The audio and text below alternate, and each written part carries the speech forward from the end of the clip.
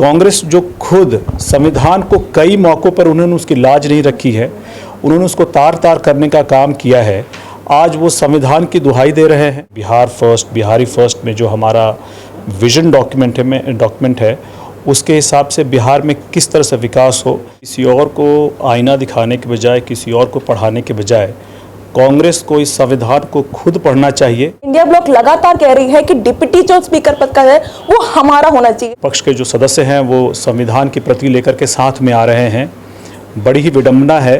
कांग्रेस हमेशा दलितों को ही आगे कोई क्यों करती है? कांग्रेस हमेशा दलितों को के साथ ही दलित कार्ड क्यों खेलती है? किसी को उंगली दिखाने के बजाय पहले खुद विवेचना करें, इस चीज़ को संज्ञान में लें कि कैसे उन्होंने संविधान के साथ खिलवाड़ किया था। विपक्ष अब एक बहुत ही सकारात्मक भूमिका के साथ अपनी भूमिका को निभाए। नमस्कार, मैं सेल भारद्वाज, नव टीवी देख रहे हैं आप। मेरे साथ अभी जमुई से नवनिर्वाचित सांसद अरुण भारती जी मौजूद हैं। सर, संसद की सत्र की शुरुआत हो चुकी है। पहले दिन से काफ़ी हंगामा देखा गया है और कल जिस तरीके से स्पीकर पद के लिए जो चुनाव न होने वाले हैं उसके लिए, लेकिन ये सब पहली बार होगा कि इसमें चुनाव होंगे। और आप लोग की तरफ से ओम बिरला जी हैं, वहाँ से इंडिया ब्लॉक की तरफ से के सुरेश जी उतारे गए हैं, तो इससे आप लोग किस तरीके से देख रहे हैं? देखिए, सबसे पहली बात यह है कि जो विपक्ष की भूमिका होगी, हम लोगों की अपेक्षा ये है, हम लोगों को विश्वास है कि विपक्ष अब एक बहुत ही सकारात्मक भूमिका के साथ अपनी भूमिका को निभाए। कल से जब से ओथ शुरू हुआ है, सारे नवनिर्वाचित संसद सदस्यों का जो शपथ ग्रहण शुरू हुआ है, उसमें जो विपक्ष है, विपक्ष के जो सदस्य हैं वो संविधान की प्रति लेकर के साथ में आ रहे हैं। बड़ी ही विडंबना है कि इसी संविधान को तार तार करने का प्रयास आज से 50 साल पहले कांग्रेस की सरकार द्वारा किया गया था। तो सामने किसी को उंगली दिखाने के बजाय पहले खुद विवेचना करें, इस चीज़ को संज्ञान में लें कि कैसे उन्होंने संविधान के साथ खिलवाड़ किया था, तभी जाकर के दूसरों को ज्ञान दे। दूसरी जो मुझे लगता है कि 72 साल बाद पहली बार ये स्पीकर जो लोकसभा के अध्यक्ष होंगे उनका चुनाव होने जा रहा है। मुझे पूर्ण विश्वास है कि हम लोग ओम बिरला जी को इसमें चयन करेंगे, वो जीतेंगे और वो लोकसभा के अध्यक्ष बनेंगे। कमाल की बात तो ये है कि जब भी ऐसा कोई मुद्दा आता है, जब भी कभी ऐसा मौका आता है जहाँ पे चुनाव हो किसी भी सदन में, तो कांग्रेस हमेशा दलितों को ही आगे कोई क्यों करती है? कांग्रेस हमेशा दलितों को के साथ ही दलित कार्ड क्यों खेलती है? आपको याद होगा जब उनको पता था कि वो राष्ट्रपति का चुनाव हारने वाले हैं तो उन्होंने मीरा कुमार जी को आगे कर दिया। इससे पहले भी और भी कई मौके आए हैं जहां पे उन्होंने हमेशा दलितों को ही आगे कर दिया जब उनको पता चलता है कि वो चुनाव हारने वाले हैं। क्या दलित उनके लिए एक टूल मात्र हैं? क्या दलित सिर्फ उनके लिए एक कार्ड हैं जब वो तभी चल सकें जब वो सबसे कमज़ोर हो? क्या दलितों को किसी इम्पॉर्टेंट पोस्ट पे नहीं आना चाहिए? वो उनके लिए एक टूल मात्र हैं? मेरा सवाल है उनसे।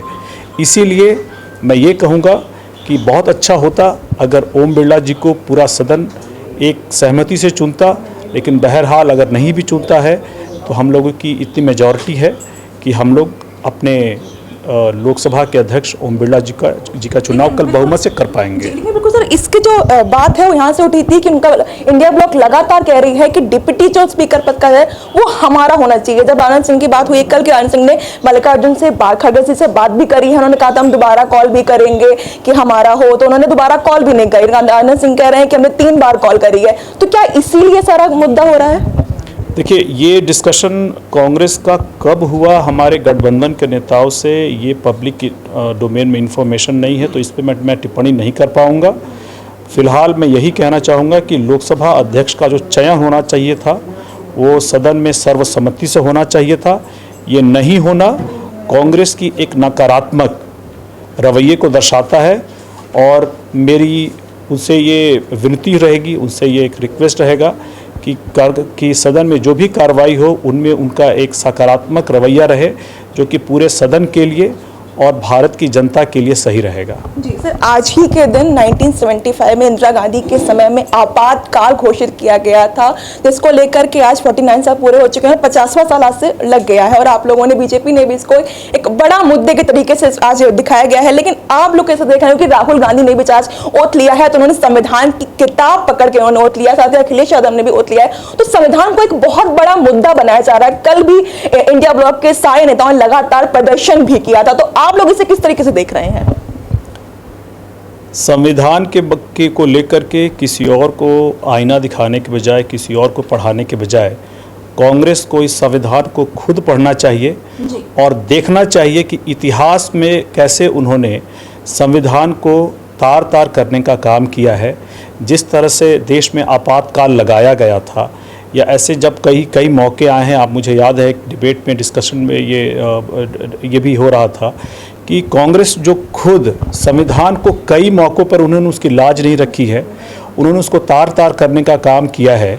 आज वो संविधान की दुहाई दे रहे हैं, पहले वो खुद उसे पढ़ें, अपना इतिहास देखें, उसके बाद किसी और को इस बारे में कोई ज्ञान देने का काम करें। बिल्कुल सर, लेकिन इस समय सबसे बड़ा जो मुद्दा है वो नीट परीक्षा का चल रहा है और सरकार को लगातार जो विपक्ष है वो आप लोग घेर रहा है और देश भर में इसका प्रदर्शन चल रहा है, लगातार छात्र इसके प्रदर्शन कर रहे हैं और विपक्ष भी इसको लेकर घेर रहा है। तो सर, आप लोगों को क्या लगता है कि आप लोग इस मुद्दे को किस तरीके से देख रहे हैं? क्योंकि आप लोगों को लगातार जो है वो घेरा जा रहा है और राहुल गांधी ने कहा भी था, हम इस मुद्दे को प्रेस कॉन्फ्रेंस करके हम सदन में पूर्ण तरीके से उठाएंगे। देखिए, ये जो नीट का मुद्दा है, हमारे नौजवानों के भविष्य से जुड़ा हुआ मुद्दा है। वो इसके लिए तैयारी करते हैं, बहुत कड़ी मेहनत करते हैं और हम लोगों का ये मत है कि इस पे पूरी जांच होनी चाहिए और जांच होने के बाद जो भी दोषी हैं उनके ऊपर कानून सम्मत कार्रवाई होनी चाहिए।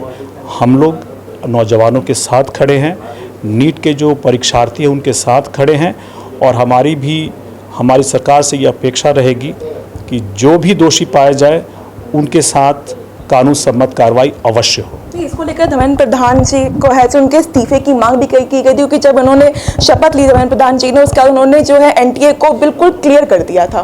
देखिए, उन्होंने एनटीए को क्लियर किया होगा, लेकिन फिलहाल जो इस पे जांच चल रही है उस जांच को पूरी हो जाने दीजिए और दोषियों को आइडेंटिफाई हो जाने दीजिए, उसके ऊपर कानून सम्मत कार्रवाई हो जाने दीजिए। इसके बाद लोगों को ये भी दिखेगा कि सरकार अपने नौजवानों के भविष्य को लेकर के कितनी चिंतित है और मुझे पूर्ण विश्वास है कि जो भी दोषी पाए जाएंगे उनको बख्शा नहीं जाएगा। जी सर, अगले साल जो है बिहार विधानसभा के चुनाव होने वाले हैं, आप लोग की क्या कुछ तैयारी जो है अगली बार रहेगी और किन मुद्दों पर प्रखर होकर के आप लोग सामने आएंगे? देखिए, जमुई से आप सांसद भी हैं।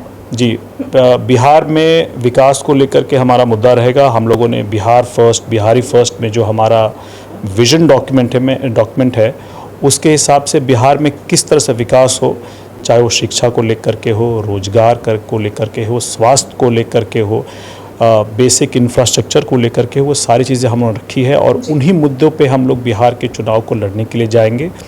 फ़िलहाल अभी जैसे ही यहाँ से लोकसभा का सेशन ख़त्म होता है, हम लोग इस पे बैठेंगे और हम लोग प्लान करेंगे कि बिहार विधानसभा के को लेकर के हमारे चुनाव में हमारी क्या भूमिका हो, पार्टी के वर्करों की क्या भूमिका हो, नेताओं की क्या भूमिका हो, सांसदों की क्या भूमिका हो, एक जिम्मेदारी तय कर दी जाएगी और उसी प्लान के साथ हम लोग फिर बिहार चुनाव में गठबंधन के बारे में भी डिस्कस करके आगे बढ़ेंगे। तो देखा आपने, ये तो थी हमारी बात